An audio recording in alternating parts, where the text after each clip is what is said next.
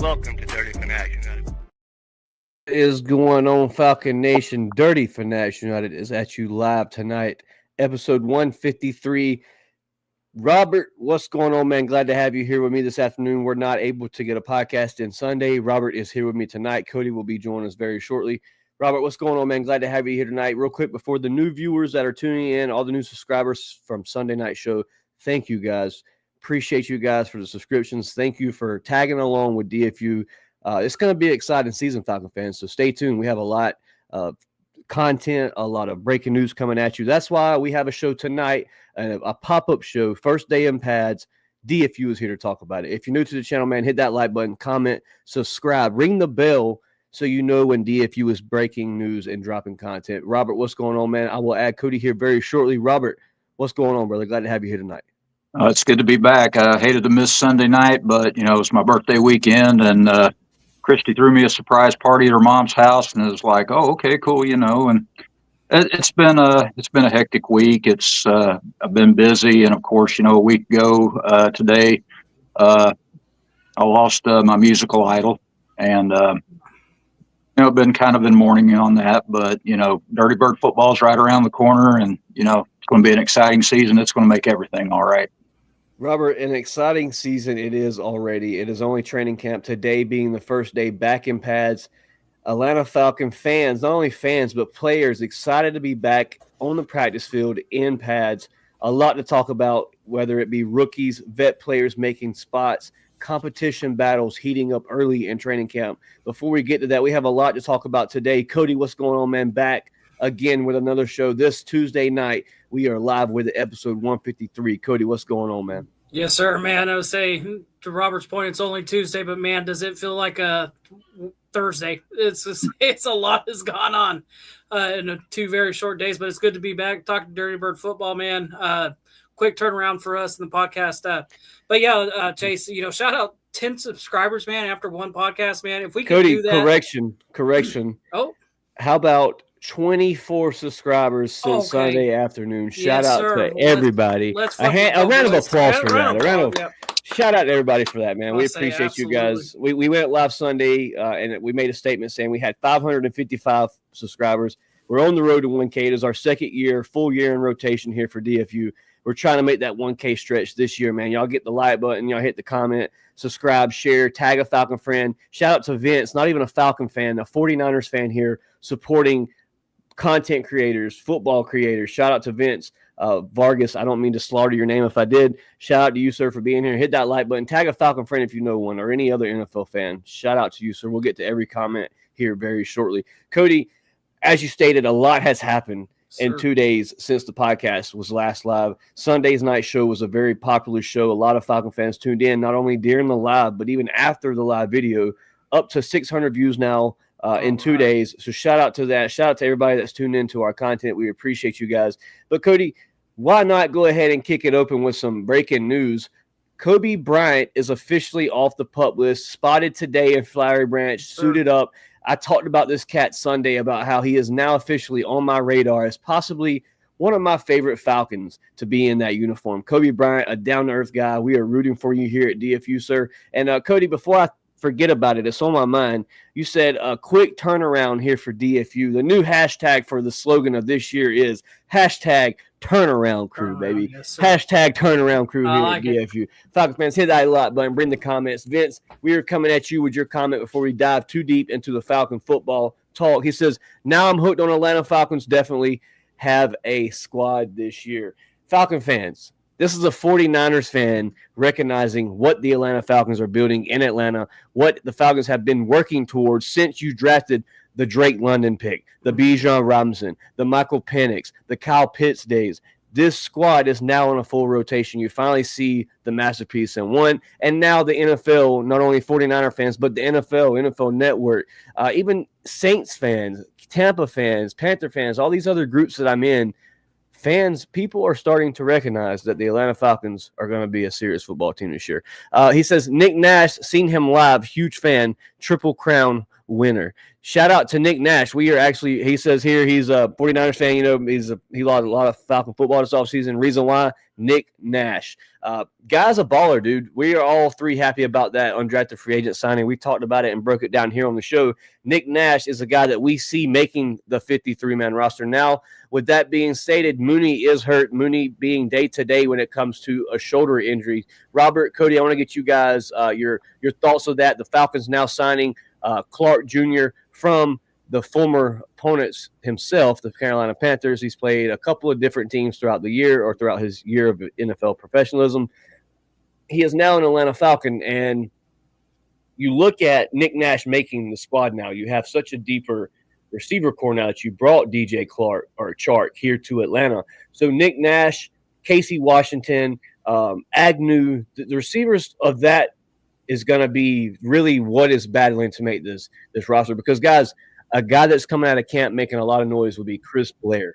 Chris Blair has made a lot of noise. This name is very familiar with the Falcon, the Falcon vicinity, because Chris Blair has been a guy that's been on that practice squad, the rotating receiver, the 5th-round receiver, now officially getting reps with the first team, the second team, working his way up that roster chart. Guys, we've seen flashy plays from Blair in preseason last year. Didn't initially make the squad, fell to the practice squad, but Chris Blair, a guy making noise early in training camp. Robert, I want to go back to the Kobe Bryant situation. Kobe is now officially active. We talked about this was a great signing. This was a guy that had a mentality on his shoulder, was ready to come in the building and work and be that starting cornerback that he knew he could be. I had the opportunity to chat with him Sunday. His mindset is nothing but grind, grind, grind. Kobe Bryant is a hot take to look for this season here in the Atlanta Falcons uniform. Robert, your thoughts on Kobe Bryant officially making his debut today on the training camp field? Well, it's good to see him out on the field. I think we were all excited when they announced that we had signed him. Will he be one of the top 2 corners? I think it's very likely that he could be, very possible anyway. If nothing else, one thing that we've been missing is, AJ's obviously going to be the number 1 corner. We've had Mike Hughes and, of course, Clark Phillips, he's still there. One thing that I think has really hurt this team in recent years is lack of depth at the corner position. And I think we've got that depth now. I think these kids are really going to be pushing each other to be better. They're going to be fighting hard for these roster spots. And I can't wait, to see how this turns out. It's going to be exciting. Robert, you speak about lack of depth. Now you look at the official depth chart right now as it stands. You have Clark Phillips III, a draftee of the last 2 years ago, Clark Phillips. Now you have, help me out here, guys. You have Clark Phillips. You have Mike Hughes, a guy that has been outstanding so far in training camp. 3 not forced fumbles on the man himself, Drake London. You also have, help me out, we have, what's that guy's name? Billy Bowman, the new cornerback, the rookie, also competing with D. Alford at nickelback. So competition all over the board, and that's only 3 backups that we stated. All 3 of those guys are fighting for second string, if not a starting position on this defense. Billy Bowman, a guy rotating with D. Alford at nickel. So far, D. Alford has solidified that spot. Obviously, veteran should be able to solidify that. So D. Alford, Billy Bowman battling there. You have Xavier Watts as well battling with DeMarco Helms at the safety position. So far, from what I'm hearing, Xavier Watts has taken majority of the first team reps. Guys, a lot of Falcon fans seem to forget this Xavier Watts pick was from the James Pierce Jr. trade. That's how you landed that selection. So, guys, not to mention you have a guy like James Pierce that has already been making the Twitter world go crazy. But you have another guy that you drafted in the later rounds off of that same trade package that could be a potential starter. Guys, if you start week 1 with 3 out of the 5 draft picks starting on that field, Terry has already won this draft. Absolutely. Cody, your thoughts on Kobe Bryant officially off the PUP list? Obviously, a big fan favorite already. Not even a drafted prospect, but a guy that went undrafted, now officially Atlanta Falcon. The dog mentality is there, and Kobe Bryant is ready to work. Cody, your thoughts on the stacked depth chart here when it comes to the cornerback position, and who could be that dark horse of that room that maybe you're keyed eyed on right now? Yeah, man. I would say it's a wonder what a year difference makes. Is to what our theme's going to be. The turnaround squad here, man. Not only the depth in the secondary, but in our wide receiver room. Remember what we were talking about last year about how it was like, man, if Drake goes down or Darnell Mooney goes down, who do you put in this spot? This Falcon team is loaded and has finally got the depth that it needs, especially in that defensive room. The Kobe Bryant thing, man, is awesome. Like that was one of the things that we talked about on this podcast when he, got signed here. Was like, man, we may have stolen one. We've stolen a player, man. And my thing is too, is all the people that were making fun of the Falcons for trading back in to go get Pierce Jr. I don't look so bad anymore now, does it? I don't see a C- grade on this no more. D. Orlando Ledbetter, I'm going to call him out by his name. I would say he sat there and talked, he talked all this trash about the team that he covers, and then he puts out a tweet that he's in, he's Cody, tweeting about it now. You know what's hilarious to me, and it really made me smile at work today on my lunch break when I checked the Twitter world to see what's going on at training camp today. Reporting out of Flowery branch, Miss Maria Martin states Drake London, because days prior, Drake London missed a couple Saturdays practice. I even mentioned it in my notes after practice. I wrote down Drake London did drop 3 passes. He also had 2 fumbles on the day. So, yes, it was a little of a rough day for Drake London Saturday. And then he comes out today in absolute balls when it matters in the pads. He says, Maria Martin states, Drake London with an outside-the-numbers catch. Everybody's seen it. If you're a Falcon fan, it's the viral catch that you're seeing all over social media. It says, pass from Michael Penix. He catches it and runs by us saying, report that shit to D-Led. Yep. Falcon fans, Drake London is here this year. I don't know if you see it. I don't know if you understand what this means, but a guy that is very silent on the field is now talking at training camp. Guys, I'm excited about what the season could be. Michael Penix, first week, says he sees no reason why this Atlanta Falcons offense could not be number one in all aspects on the offense side of the ball. Real quick, shout out to Georgia, Texas boy. Said, what's going on, DFU and Falcon family? The new era is here. The Atlanta Falcons will rise in 2025. He also says, man, what if Chart replaces Ray Ray as receiver 3 and Ray Ray is for strictly kick returner and punt returner? So let's talk about it. Ray McLeod. Guess who stepped up? Guess who's balled out the past 3 days in training camp? Ray McLeod, with a report coming out of Flowery Branch today as a screenshot that I stated. It says, let me pull it up. Give me 1 second.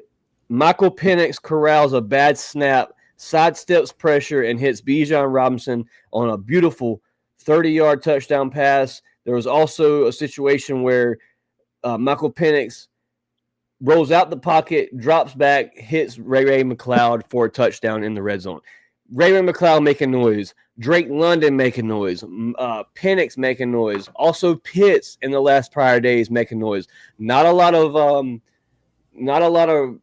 report on Kyle Pitts today. Pad's officially on now. Let's see if Kyle Pitts can keep the hype rolling. But real quick, to this point, I don't see Ray being beat out. And I'm not, that's not a knock at Chart, because there was a lot of times last year Ray McLeod really solidified a lot of games for the Falcons, whether it was a first down, 5-yard pass. There was a lot of critical plays that Ray made last year. And Ray now making noise in the red zone early in training camp, that catches Zach Robinson's eye. I don't care who you are. When you have a target, a weapon in the red zone, that's going to catch that offensive coordinator's eye every single time. I see Chart definitely getting touches. The reports today were they asked Raheem Morris about Darnell Mooney's shoulder, the injury that's been going week to week. Raheem Morris said, somebody asked, would he be ready by week 1? Raheem Morris said, as of now, let's keep it week to week. So expect maybe Darnell Mooney not ready week 1. And you do go in week 1 against the Tampa Bay Buccaneers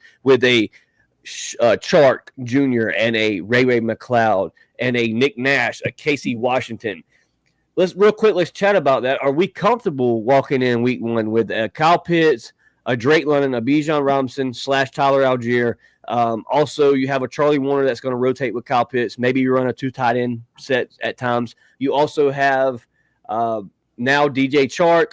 You have Ray McLeod. You have Cordell Hodge. Don't forget about him. Now number 4 on the Atlanta Falcons, no longer 12. So this depth chart is very deep. So my question to you guys, are you comfortable walking in week one with with Darnell Mooney injured? Because, guys, Mooney was a big factor when we beat the Tampa Bay Buccaneers in the primetime game. Big factor. So can somebody else draw attention off of Drake London in a game that Drake London always takes the ceiling off? Can somebody else draw that attention? And, guys, I know we all know a guy by that wears the number 7. He's actually hanging up on the wall over here. You can't see him in my frame right this second. But Bijan Robinson is a guy that could take attention off of Drake London. But the question is yours. The mic is open, guys. How do you feel walking in week one without Darnell Mooney? Well, like you said, Darnell's a key part of the offense. He proved his worth last year, so I don't know if I would really be comfortable with it, but it's a lot less discomforting with this depth we have. I mean, last year, we brought in Rondale Moore from the Cardinals. He missed the whole season. And that's really, I think, that's what made Darnell Mooney step up. That's what made Ray step up. Darrell Hodge. See, you made a great point there, Robert, because Rondale Moore initially was going to be your Ray last year. Yeah, exactly. And Ray stepped up tremendously and filled those shoes very nicely. That was a big – remember, we talked about that last year. That was a big question heading into week one. Could Darnell Mooney take the top off? Could Ray be that slot receiver we were going to need here in Atlanta? And, I mean, Kirk Cousins found Ray early in this. Yeah. And, with Zach Robinson having a year under his belt now as offensive coordinator, and with the depth that we have, not just on the defense, I mean, just the offense, especially, the depth at receiver now, there is no reason in the world why this can't be a top 5 offense this year. Absolutely. No reason. The question rotates to you, homie. If you walk in week one, obviously you want to see your Atlanta Falcons healthy. I shared a post today. It was the Falcons shared. It said, first day in pads. It's always an exciting time, but you always had a thought in the back of your mind, are we going to lose our rookie? Are we going to lose our top receiver, our quarterback, our running back? Can we stay healthy to make it to the regular season? Cody, Darnell Mooney officially really the only one on the injury list. Also released today from camp, Jalen Walker is battling a minor injury. Coaches have emphasized that is not a serious problem. They are letting him rest and heal. He has been working off to the side, has not participated in any physical contact the last 2 days at training camp. But your serious injury that's on the list that will miss a couple of weeks, Darnell Mooney. Did see him at camp walking with the other receivers, standing by the receivers, going through the reps with the receivers. Cody, how do you feel if you walk in week one without Darnell Mooney, such a critical target that not only Kirk Cousins was able to connect with, but also Penix in those game time decisions. When it came down to the Washington game, when Darnell Mooney got us down the field, when Drake London took the top off, Darnell was a big part of a lot of these games. So, Cody, how are we feeling against a NFC South division rival walking in week one without Darnell Mooney? I think you're muted, brother. Well, you definitely rather see him on the field than off the field. Absolutely. But this year, again, it comes back to the depth that we finally have. So I'm a little more comfortable with it. Cordell Hodge, Drake London, Bijan, Tyler out of the backfield. You do have Ray McLeod. You've got Shark. You've got, so you've got other weapons. And the big thing is, and this is, I've talked about him a lot on this podcast, and I've said a lot of critical things about this guy on this podcast.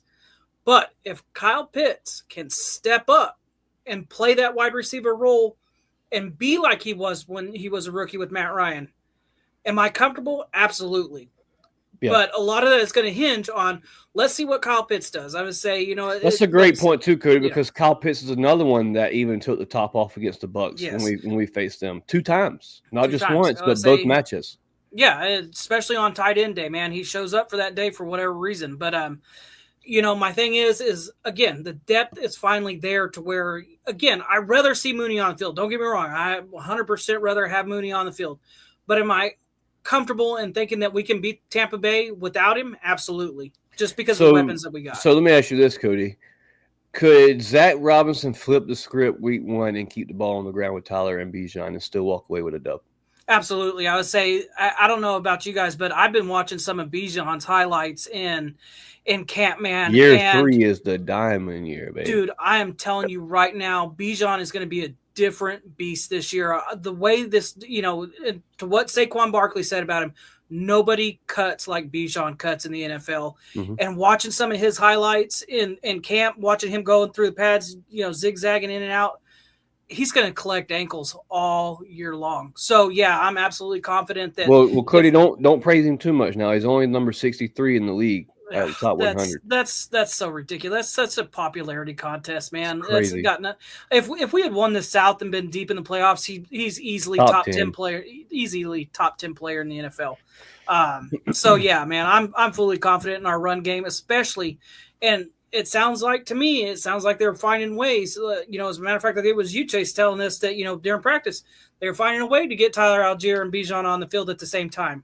That's a dangerous combination. And that's something we want to see. Reports out of Flowery Branch today from Tori McElhaney. Shout out to Tori. Got to chat with her Sunday at camp. Sweet, sweet lady. Busy, very, very busy. Going to try to get her on the podcast, but man, she told me to DM her, and she said it may be months before I'm able to get back, but just continue to DM me. Just continue to DM me, and one day I'll eventually see it. So maybe a Tori McElhaney appearance on the show one day. We'll see what happens with that. That would be an honor. Yeah, that would be so. That's what I told her. I was like, all the guys on the show love you. We all love your work. We love what you do, covering the Falcons. And we have the same inspiration you have for the team that we love. So absolutely would love to chat it with you. But shout out to Georgia, Texas boy. He says, I agree. Ray showed up last year, but with Pitts playing more slot and DJ Chark could take some receptions from Ray. And that's okay.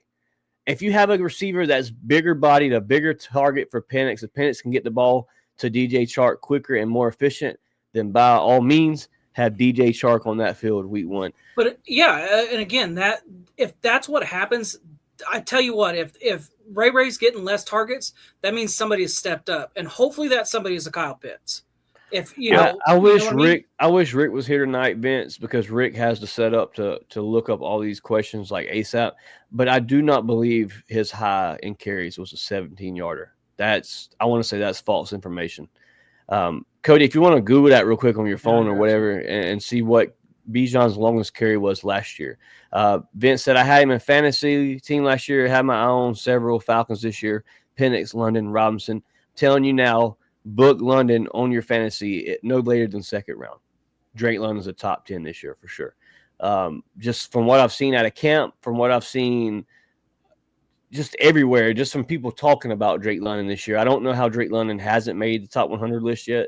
Maybe he does. I don't see him making it higher than Bijan, so I doubt he lands in that 100 list. No, but I got it. I was saying. Oh, okay. Yeah, Vince said not a 17-yarder, but number of carries. Oh, number 17 in a game, maybe you may be right on that. 17 to 20. That's where Zach Robinson as an offensive coordinator has to figure out to rotate the ball from not only Bijan but Tyler Algier as well. Let's not forget Tyler Algier's rookie season was a 1K rushing season on the ground. Was a late round draft pick, was a diamond in the rough. Tyler Algier would be your starting running back right now if you didn't draft Bijan Robinson 3 years ago.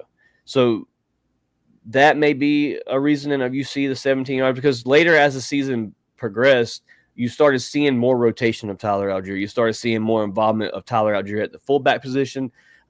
Also, even at the running back position, Tyler Algier got a little bit more snaps. But you also hear the praise that Penix speaks on about how many times Penix or Bijan should touch the ball throughout a game. So maybe you see those numbers increase this year. It's an interesting topic, Vince. Appreciate the comment. See, that can't even be right because let's see. He had, who was that against? Against Carolina, he had 28. Versus the Giants, he had 22. Against the Raiders, he had 22. He had 26 against the Chargers, 20 against the Saints, 21 against the Seahawks. So I mean, say they got that one wrong. Let's say, but yeah, Bijan was definitely a load horse, and he has been since his. It's all good, Vince. It happens. Yeah. I shout out wrong stats all the time on the podcast. It happens. It happens, bro. But Bijan really does carry a heavy load of this offense, guys. And as much as I'll announce it, I was a hater of the Bijan pick draft night. It's not that I didn't like Bijan. I even did coverage at one time for the fan for Bijan before he was selected with the Falcons. I made a reel for one time for the fan about how Bijan would be a player on the radar just because of how great of an athlete he was. You cannot pass those type of athletes up. And now look how it's turned out for the Falcons. So, yes, I was a Bijan disliker the night we made that selection. I wanted Jalen Carter, but damn if it hasn't worked out for the Atlanta Falcons. Vince said, thanks for the info. Always, brother. That's what we hear. Yeah, there's so many football games, man. It's hard to keep track of that stuff. I say it really is. Even as diehard Falcon fan, you could ask me that, and I've been like, maybe 27. Yeah. I would say, but to your point, Chase, I was the same way on draft night when we drafted Bijan. I'm going, why?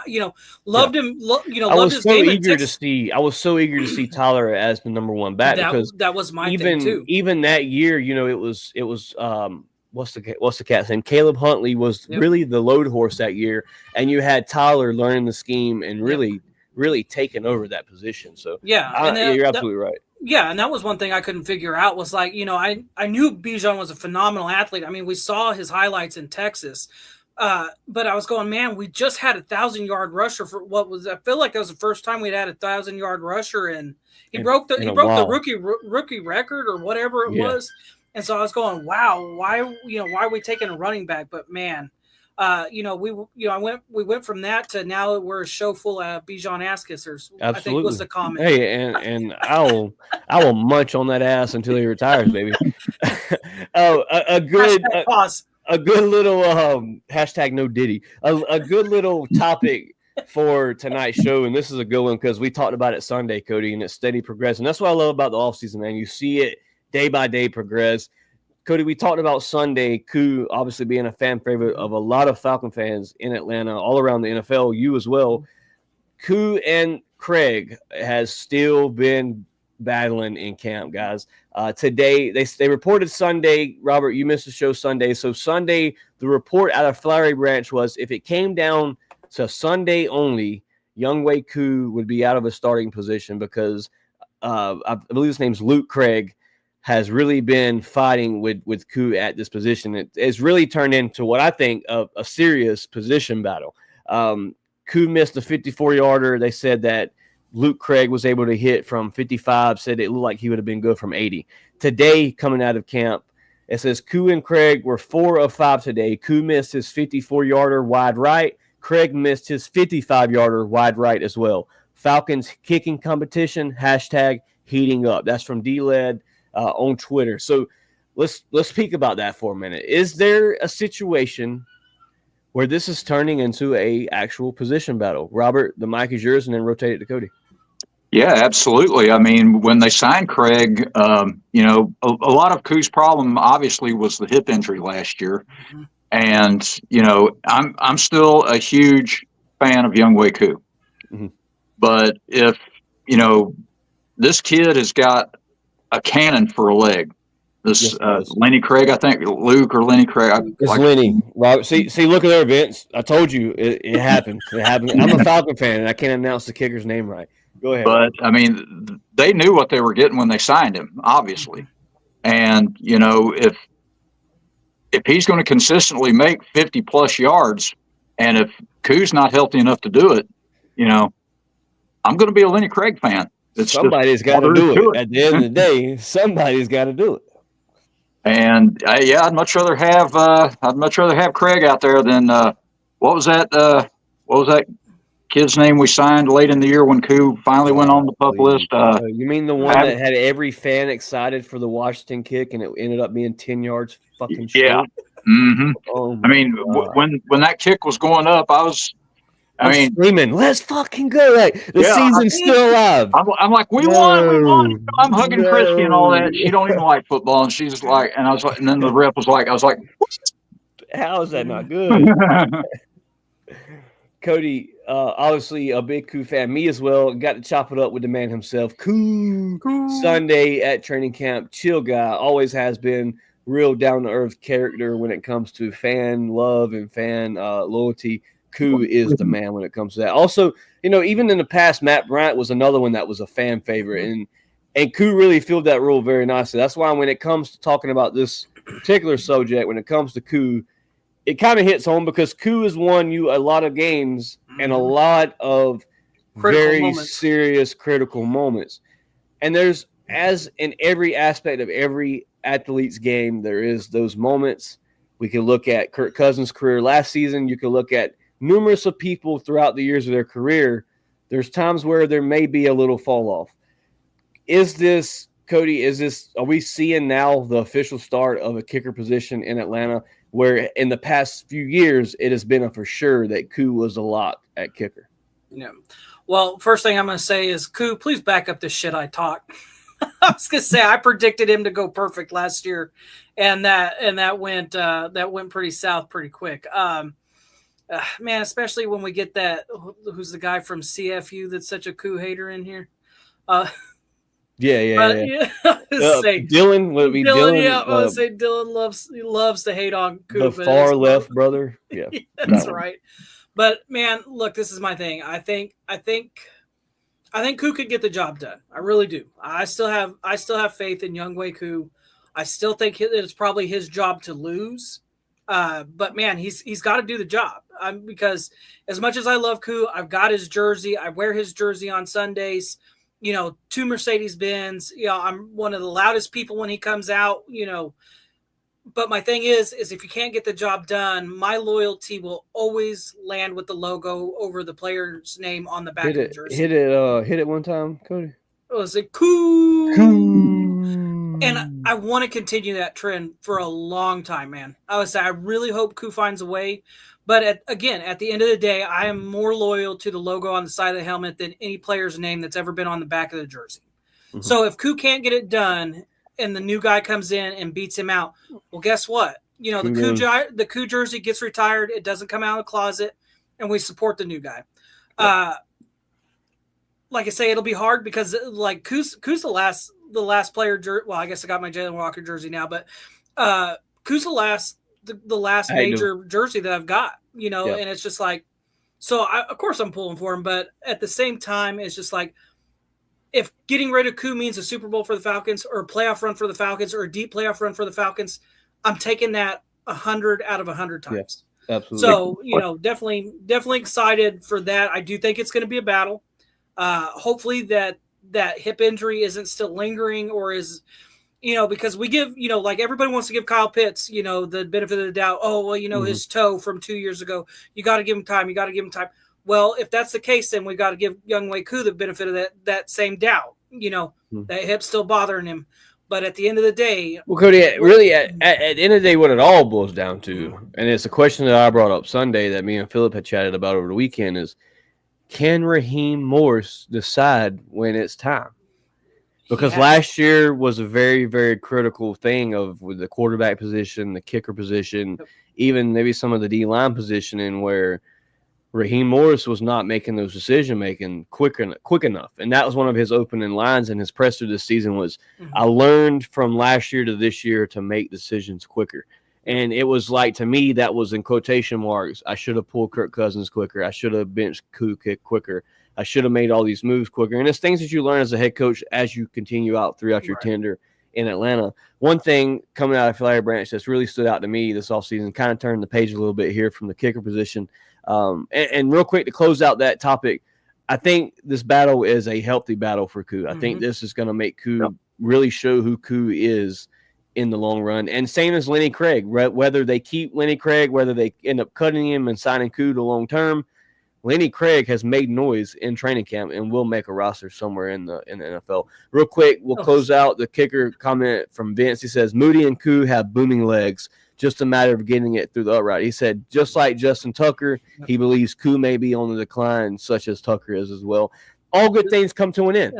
Well, and this is the last thing that I'll say about it. I'll say Man, it's gonna sound really weird, going Craig instead of Craig. Maybe we'll just go. I'm gonna have to Lenny. There you go. Something we'll have to find something to replace the V thing.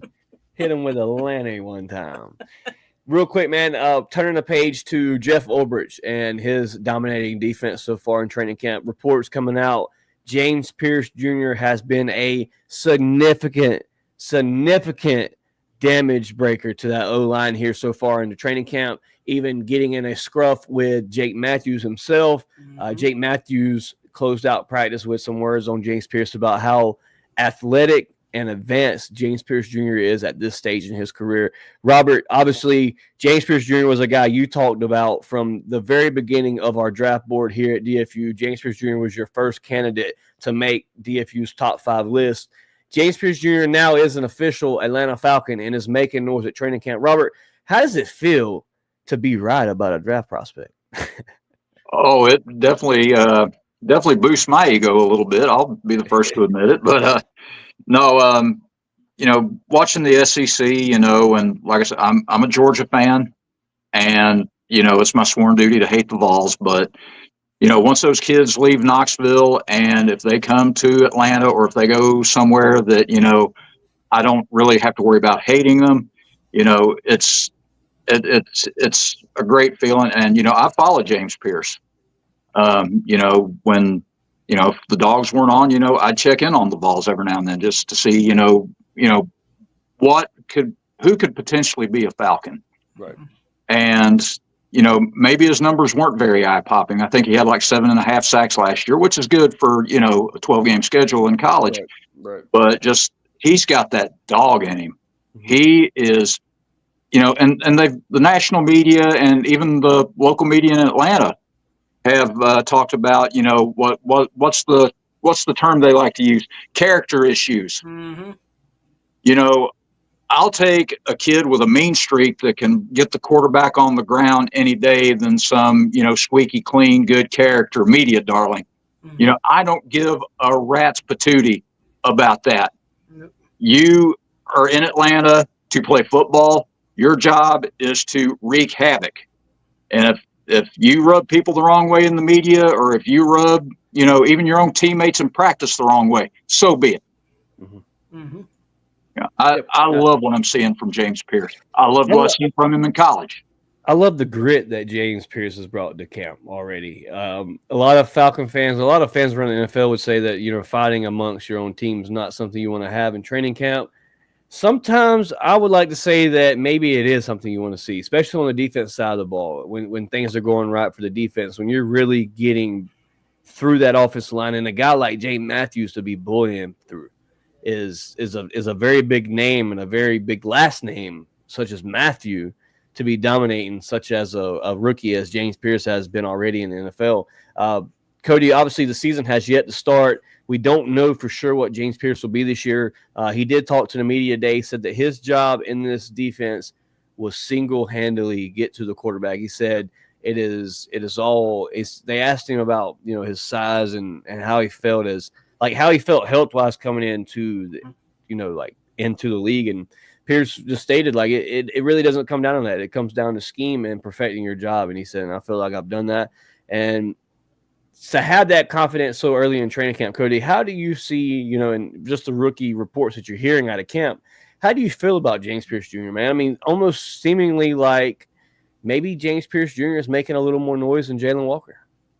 Yeah, and you know what? That's a great thing, because I think we all kind of expect Jalen Walker to be that guy, and I think he is going to be.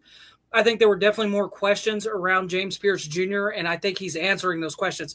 I mean, I've come on this podcast, and to Robert's point, I've come on this podcast and I've told you sometimes you need those guys with character issues in the locker room to piss people off, to rub people the wrong way, especially, because eventually it's, once they start playing against other teams and they finally get to go hit somebody that, is not wearing the same helmet color or the same jersey. I want to see him take that to, when the Tennessee Titans come into practice. I want to see him get under people's skin. I want to see him with that. I think they're calling it demon mode, as he goes into demon mode. And dude, it sounds like he's got that in him. I would say, as far as like the fighting in practice and stuff like that, you need that stuff. Listening to Mike Johnson on 92.9 The Game. He talks about, shout out to Mike, regular on the show, that, you need that sometimes because that tells you several things. It tells you, one, these guys, one, give a damn. Two, that means the energy's there, and it means that these guys are fighting and they're trying, they're pushing each other, to the point. Now, you don't want to see people, throwing hands and punching helmets and stuff like that. You don't want them to be stupid about it, but pushing, shoving, doing all that stuff.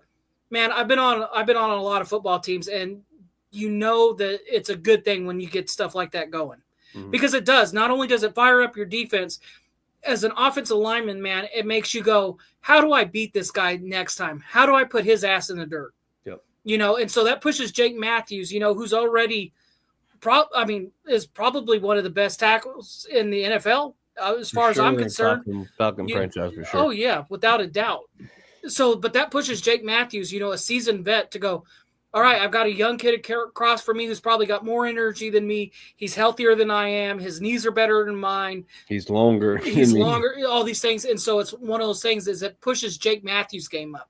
Yep. Same thing when he gets into it. I think it was Chris Lindstrom was the other guy who got into it. He also got into it with, it was Matt Bergeron. And also got into it with Caleb McGarry too. Caleb McGarry was the one. The bigger scrap was Caleb McGarry. Yeah. And that's good because you know what? It's good for Caleb too because we all know Caleb, man. People love. I don't know why Caleb McGarry is the Falcon fan scapegoat of just we're going to trash him all the time. But again, that pushes Caleb McGarry to get better because what does Caleb struggle with? That bull rush, pass blocking. The guys that pin their ears back. Well, now he's got James Pierce Jr.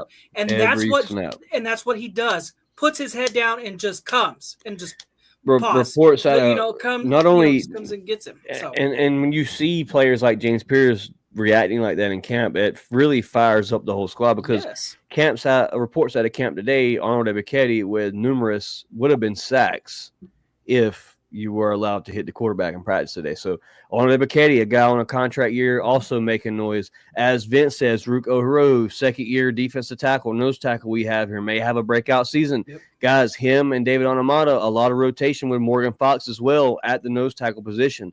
There's battling all around this defense side of the ball, and I'm excited to see. We're officially now, I believe, 10 days away from the first preseason game. Yep. So I cannot wait. Like, this preseason to me is going to matter more than any preseason has mattered the past 5 years. You have so much talent, so much depth this year. I'm excited to see, who plays at quarterback. How many snaps will Kirk Cousins get in training camp? Preseason. How many snaps will Easton Stick get in preseason? Who will be that third string running back on the roster? You came in, you cut the rookie out of Alabama that you drafted. Now you're running with a new room of running backs. Who will make that position?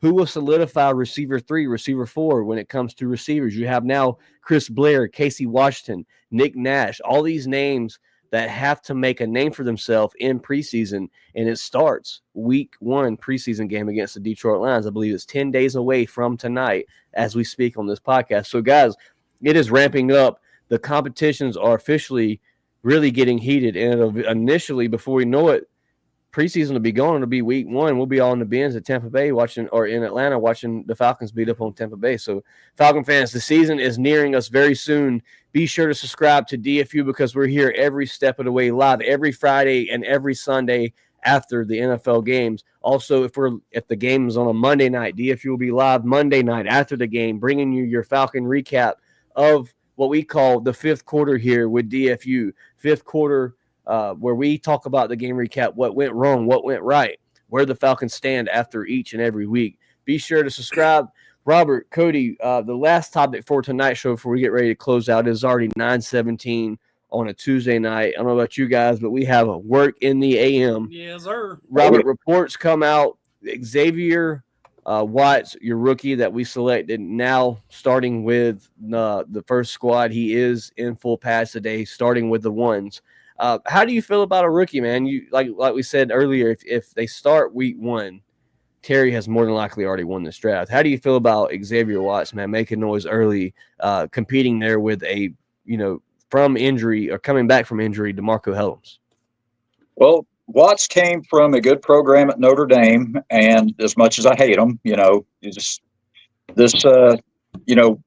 spent a draft pick on this kid for a reason, and I like what I've seen from him so far, and having him pair with Jesse Bates, the thought of it is exciting, and a lot of people are like, well, he's a rookie. Well, I'm gonna give you all an example here. 1981. San Francisco 49ers went 13-3, won Super Bowl 16 with 3 rookies in the defensive backfield. Yep. So I am pretty excited about the possibility and the potential of a single rookie possibly getting that starting job and playing opposite one of the best in the business. And just if by chance, if Xavier's watching our show, keep grinding, kid. Earn that spot. We're in your corner. Yes, sir. Cody, reports of Xavier Watts starting in training camp early, making noise. How do you feel about a late round selection in that James Pierce Jr. trade package, making noise early in training camp? Yeah, I'm excited for it because Xavier Watts, if I'm not mistaken, was one of my guys in our draft show that I was kind of like, hey, we need somebody in there. Dude, I've heard him talk on the radio, again, and shout out 929 The Game. Kid's hungry. And Cody, I don't mean to interrupt you, but do the due diligence and reach out to Mike. We got to get him back. I can reach out to Mike. We got to get him back on. Oh yeah, Mike's always excited to come on, so I'll reach out to Mike this week and see what he's up to. Man, I'm excited to see what this kid can be because, man, I hate always going back to the 2016 season, but it was such a special season. It kind of feels like that this 2025 year. You get Pierce Jr., you get Jalen Walker, you get an Xavier Watts, you get a Billy Bowman, and it's starting to feel like that. Hey, you remember Deion Jones, it's starting to have that feeling. You feel like you've got the quarterback of your future. Now you're starting to see your defense for the first time since John Abraham really was around. That it's like, okay, we can protect this 10-point lead. We've got the guys that can finally get the quarterback on the ground. How much would we have benefited in that Washington game if we could had a guy like Pierce or Walker to get him on the ground? Yep. And it's starting to feel like that. And then if you can shore up your secondary, man, I'm just so excited for football. It's driving me crazy. Like 11 days is going to feel like 39 weeks. Yep. And it's just like, but it's going to be here so quick. But I think the kid's good. I think he's going to shore up that secondary. And then again, the other guy that we got to talk about too is Billy Bowman, making that push, running the reps with all the ones, was the first rookie, at Falcon training camp running with the ones. Yep. So Terry could honestly have 4 starters on the defense. You could have Pierce, you could have Walker, you could have Billy Bowman, and you could have Xavier Watts. Mm-hmm. Could you imagine if you get 4 of those guys? Not only if that happens, not only did Terry Fontenot win the 2025 draft, I think Terry Fontenot probably saves his job. Yeah. Oh, absolutely. Barring something catastrophic happening, I think if Terry Fontenot gets 4 starters on this defense and it's improved, Terry Fontenot is definitely his seat cools way down. Yeah, absolutely. The actual start of the Falcons preseason games is August the 8th at 7:00 Friday in the Mercedes-Benz. I believe I may just make that drive down for that. Cody, will you be at that game? On a Friday, I'm going to try to be there. I'll say Friday at 7:00, August the 8th. DFU is in the building. I'm calling it now. I'll be there. I'm excited, man. I'm attending preseason games, dude. I'm so ready for this season, and I'm sure a lot of other Falcon fans are as well, man. The talent is here, and the team is now. I'm ready to see what happens this season. Cody, Robert, I appreciate you guys coming through tonight for me on a Tuesday night, bringing Falcon content, episode 153, guys. We're almost rounding up on that 200 mark here for DFU. Falcon fans, hit that like button. Appreciate all the comments here today in the live podcast. We've reached a 50-minute podcast on a Tuesday night off of day 1. padded in Flowery Branch. Falcon fans, we appreciate you guys. We could not do this podcast without each and every one of you. And we, once again, greatly, humbly appreciate every subscription to the channel. It's free. It costs $0. So why not tap that bell and that subscription button? Robert, with that being said, give me your shout-outs for tonight before we close episode 153 up. Well, shout out to you guys for having me on the podcast. You know, it's an honor and a privilege to be a part of this, and I can't thank you guys enough. Shout out to our viewers and our new subscribers. Thank you so much. Without you guys, this isn't possible. We do it for you. We always like to bring the content. And of course, you know, yeah, hit that DFU. I've got that work done jersey, you know, ready. It's ready for somebody to claim it. Yes, sir. And of course, you know, shout out to the Falcons themselves, you know, looking forward to a great year. And as always, shout out to my family, Brianna, Peyton, Zach, and Christy. I love you all. And as always, rise up. Rise up. Shout out to my main man, Robert, for the DFU giveaway work done jersey. All you have to do is hashtag DFU. We have 5 to 6 entries for we call it the throwback now, I guess you could say, the white alternate jersey of the 2012 era. Work done, number 28. Be sure to get your hashtag DFU in for and I'll even throw in a like a little shelf rack that you can fold it up and put it in and hang it in the man cave. Whatever you guys want to do, whoever the lucky winner is, all you have to do is hashtag DFU, whether it's a live podcast or after. If you're watching this show tomorrow night, leave a hashtag DFU. I'll see it across the phone and I will write your name down. And then when we get a good 10 to 15 people in the entry, we'll give a date on when the giveaway actually is. So stay tuned to that. Ring the bell because we'll drop content referring to the giveaway of the work done jersey. Cody, shout outs for tonight, brother. Yeah, man. Shout out to y'all coming on Tuesday and talking Dirty Bird football. But guys, how good does it feel to have something to talk about? Man, it's here. Time in months. It's here. I would say we probably could do another hour, and it's just practice. You know, we're not talking about the game we love. We're talking about practice. We are not sponsored by Dr. Pepper. Hashtag not an ad. But, you know, so shout out to you guys coming on and doing this. I love talking Dirty Bird football with other Falcon fans. Shout out to, everybody that's liking comments. Like Chase said, it doesn't cost you a thing. You're not going to find a group of bigger Falcon fans, more supportive Falcon fans than this group right here.